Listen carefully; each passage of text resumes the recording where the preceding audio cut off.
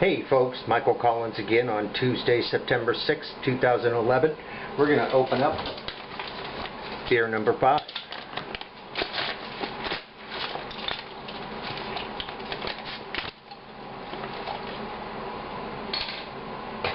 And give it a pour through our filter.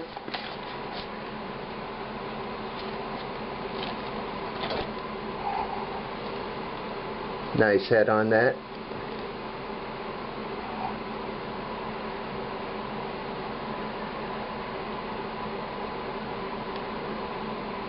This may seem rather crude, but we are not a full laboratory.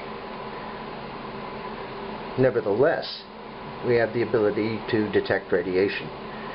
And over the last 6 months, we've conducted over 1,300 radiation tests here at Radiation Station throughout Southern California.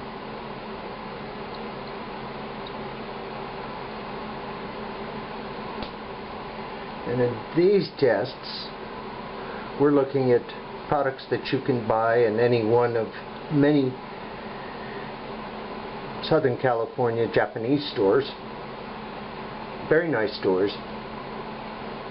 According to the telephone directory, there's about 43 of them.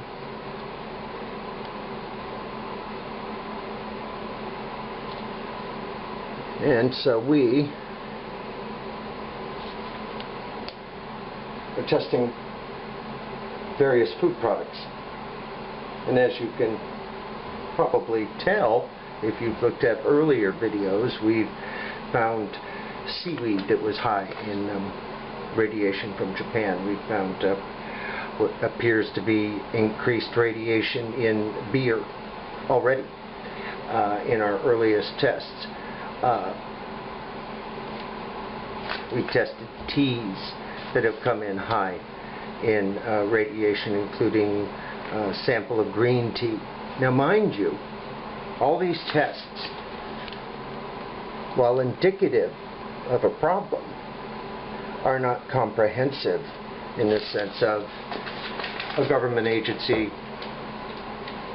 actually testing these consumer products before they hit the consumer product stream. This particular head looks like it's going to take a very long time to settle. So I'm going to let you go, and when we come back it'll have settled and we'll take our 10-minute average. Hey folks, Michael Collins again, right back with beer number 5. You can see the head's gone down, so we can fold that and put it into our testing holder right there. But before we do that, I thought we'd just check to see if we have any residual radiation in the leftover beer, if there's any at all.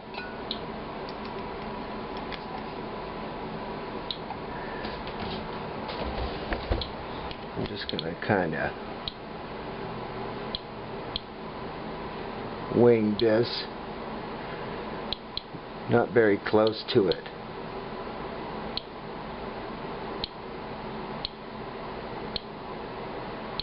Now this is the beer filtered.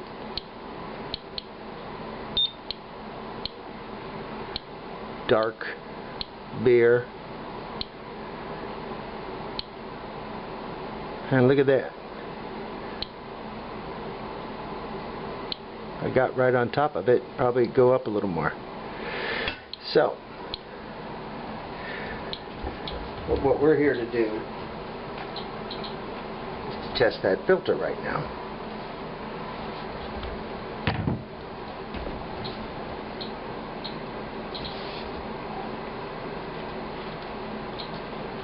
That way we have a less water impacted way of doing this, of measuring.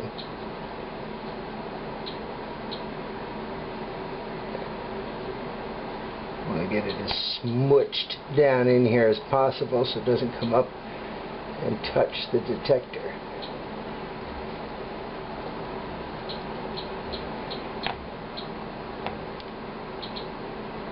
Seems like it wants to behave itself.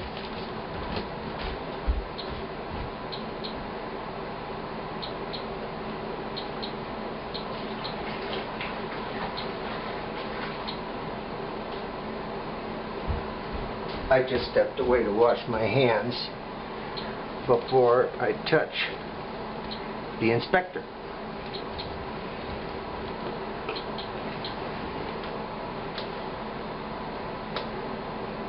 So I'm going to set it on its timer. 100% calibrated for 10 minutes. On she goes.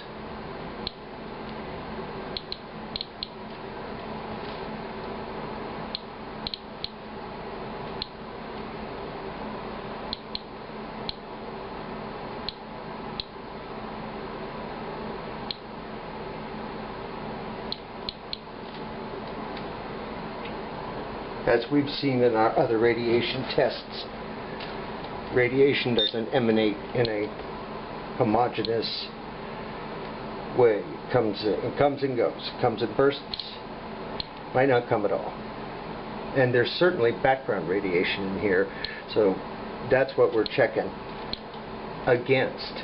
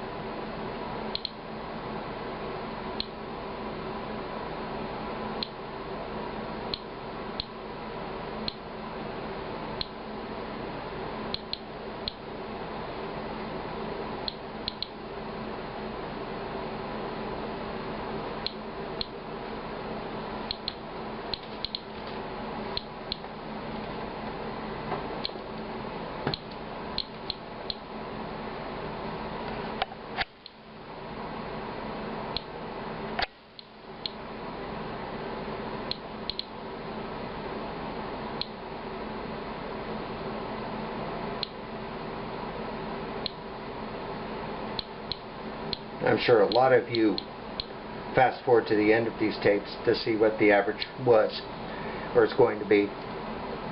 I'd do the same thing. But if you don't do that,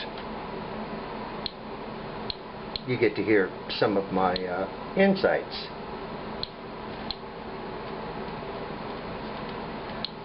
I don't know exactly how to measure the entire contents of, say, beer and get the entire amount of radiation per cubic centimeter, or however you would do it.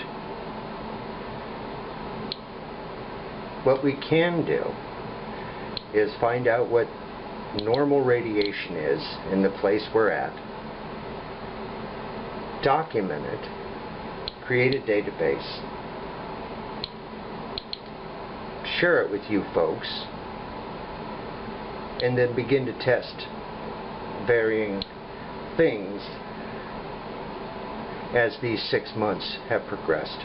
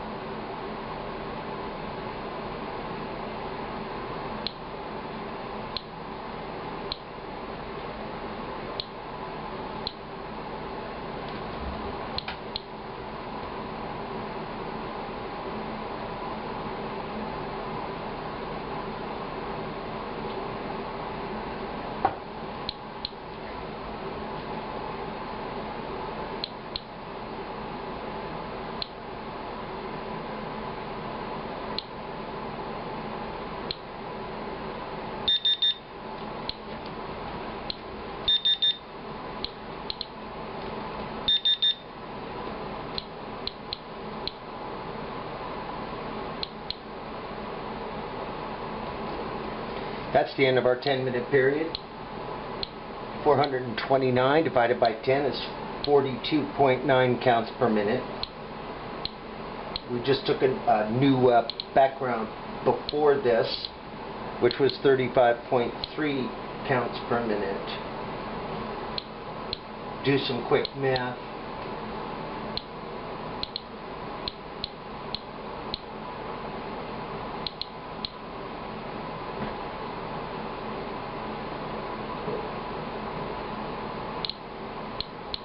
And that works out to be about 21.5% over background. And as you saw, we were picking up something from the leftover beer itself. So this number is by no means complete. We've got one more beer to test.